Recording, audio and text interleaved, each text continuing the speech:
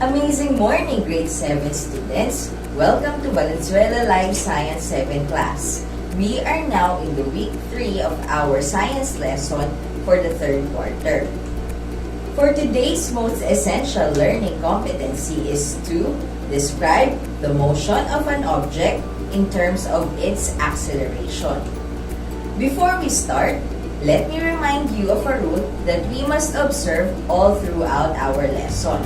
And that is to use the comment section in asking and answering questions. Are you ready? Excellent. Let's start. Let us have a review about the concepts you have learned from the previous topic about motion. I have here a crossword puzzle.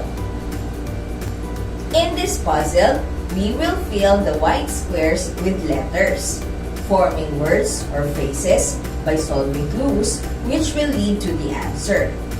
I will give you 5 seconds to type your answer in the comment section. Ready? Let's start. Let us begin in clues in across section. Our first clue in 1, it is the change or the interval over which change occurs. Type your answer in the comment section.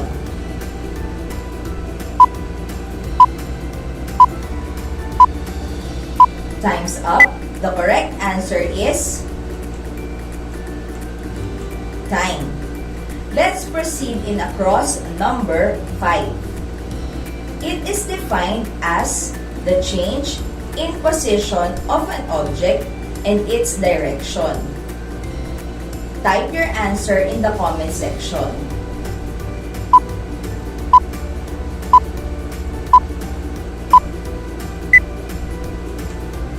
The correct answer is displacement. Let us have across number 6. It is the location of the object in the given point of time. Type your answer in the comment section.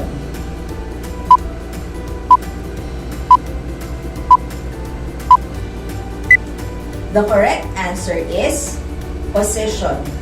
Next, we have across number 7. This refers to how fast an object is moving. Type your answer in the comment section.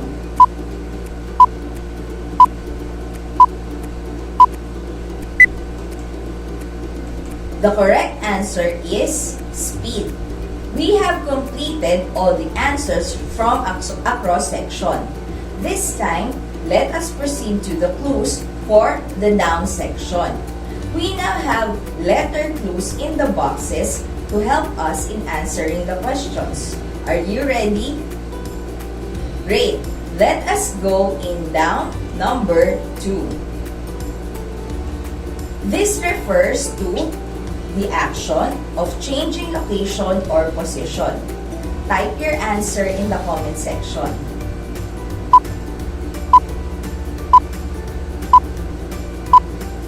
Time's up. The correct answer is motion. Next, we have down number 3. It is the length of the path taken by an object. Type your answer in the comment section.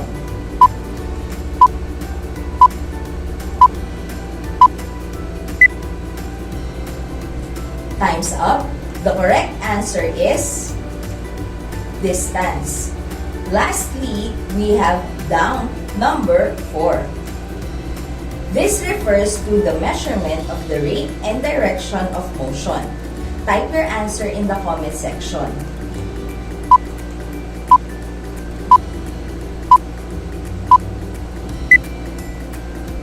Time's up. The correct answer is velocity. Great job, dear students! We have now completed the crossword puzzle all about the motion. This time, let us proceed to our next activity. We will be playing the 4 picks 1 word, this time with a twist. I will be displaying 4 pictures linked by 1 word. And your goal is to know what that word is. Later, we will be connecting these words to form another word. I will give you 5 seconds to answer each photo clue. Type your answer once again in the comment section. Are you ready? Great, let's do this. Let us have our first photo. This is a 4-letter word. We have letter T as our first clue. What is this word? Type your answer in the comment section.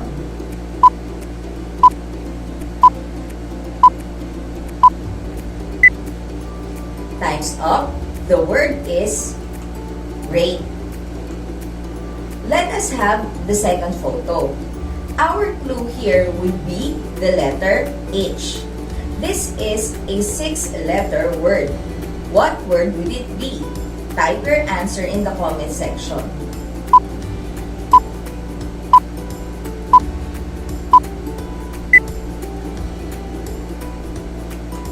Time's up.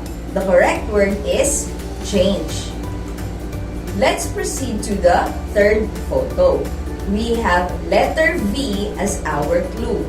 This is an 8-letter word. What would be this word? Type your answer in the comment section.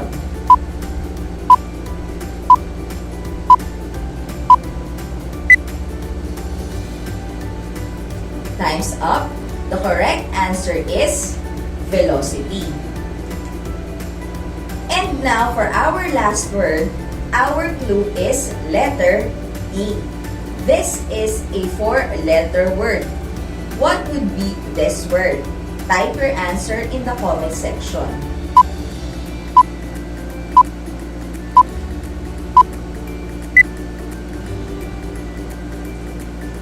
Time's up. The correct answer is time. Let me check first your answer in the comment section. Most of you were able to get the correct answer. Good job, dear students. Thank you for your responses. Now, for our last word, we will be connecting all the words that we identified from the previous pictures. We have the words rate, change, velocity, and time. What do you think is this one word connected to all these words? Type your answer in the comment section. We have letter A as our clue.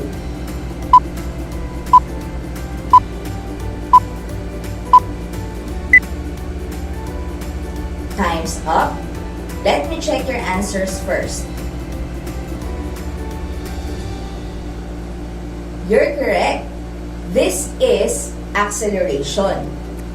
Good job, dear students. Thank you for your answers. Acceleration is the rate of change in velocity of an object, or in other words, speeding up. Acceleration is what we refer to as process where the velocity changes. You have learned that velocity is a speed and a direction. There are only 2 ways for you to accelerate.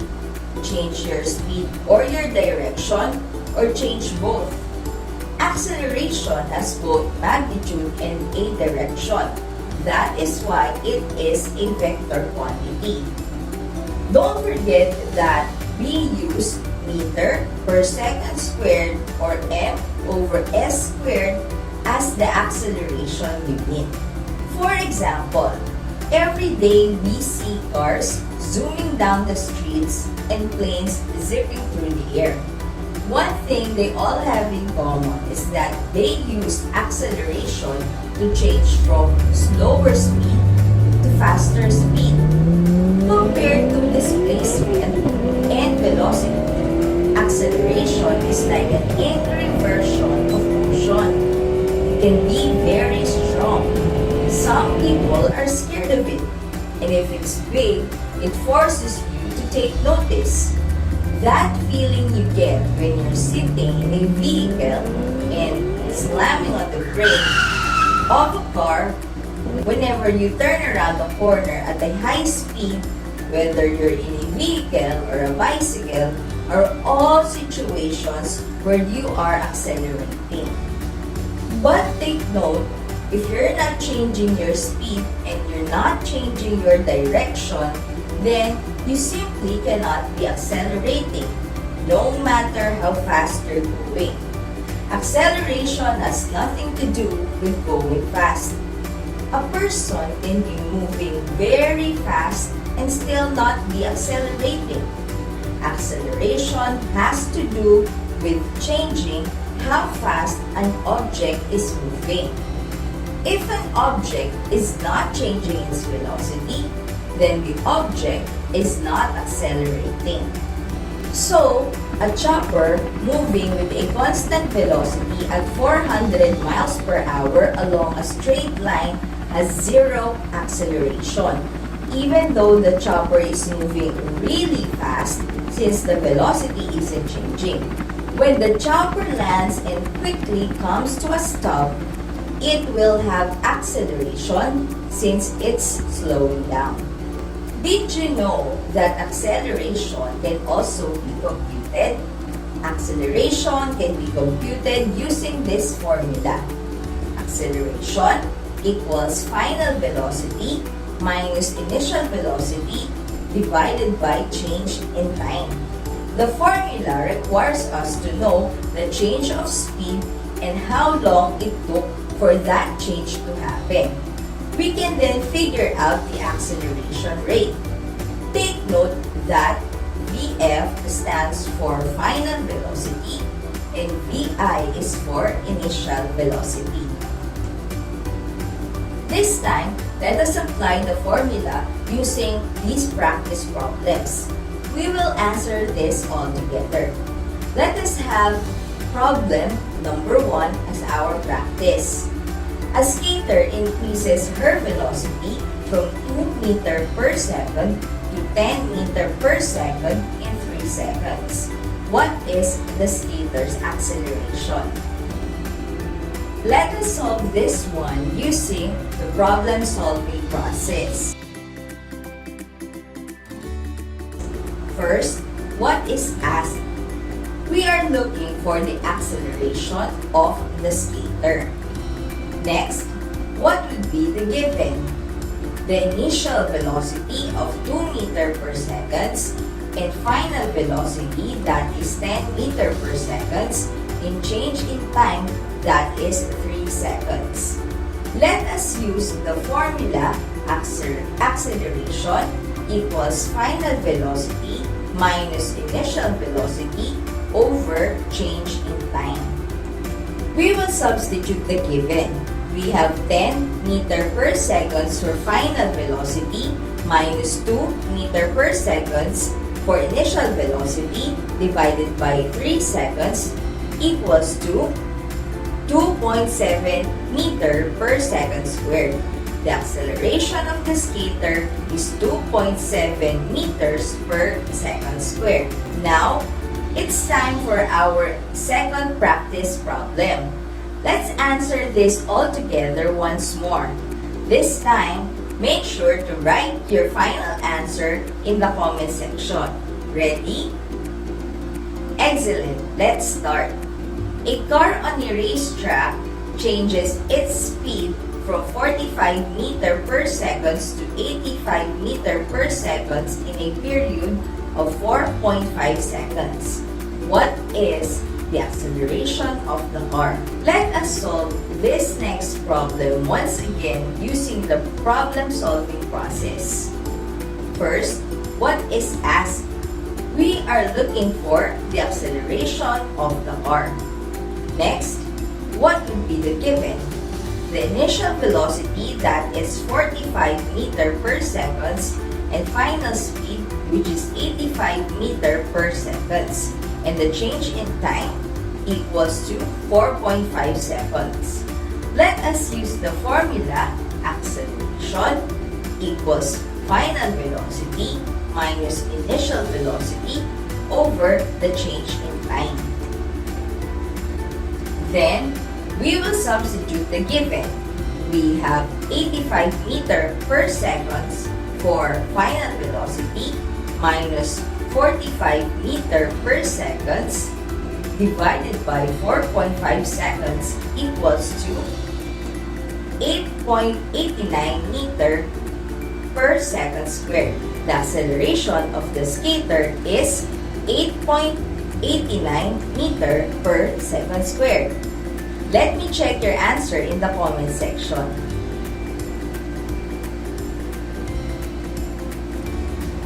Wow! Most of you were able to solve our problem. This time, it's your turn.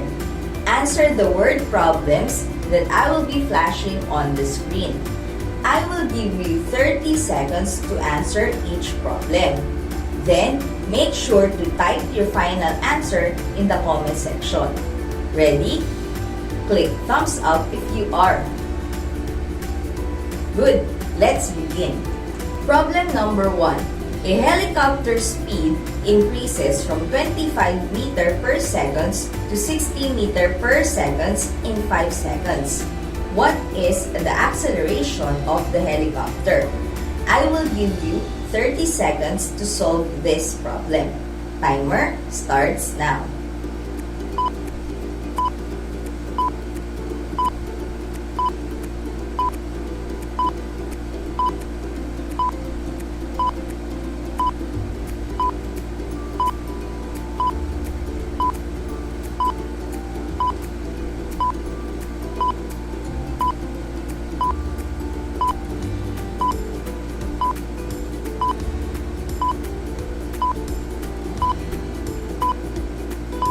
Time's up. Let us solve this problem. First, what is asked? We are looking for the acceleration of the helicopter. Next, what would be the given? The initial velocity, that is 25 meter per seconds, and final velocity, which is 60 meter per seconds, and the change in time equals to 5 seconds. Let us use the formula acceleration equals final velocity minus initial velocity over change in time. Then, we will substitute the given. We have 60 meter per seconds for final speed minus 25 meter per seconds divided by 5 seconds equals to blank. Let me see your answers in the comment section. Great job, dear students! The answer is 7 meter per second squared. The acceleration of the car is 7 meters per second squared. Now, let us proceed to our second problem. While traveling along a highway, a driver slows down from 24 meter per seconds to 15 meter per seconds in 8 seconds. What is the truck's acceleration? I will give you 30 seconds to solve this problem. Then, type your final answer in the comment section. Timer starts now.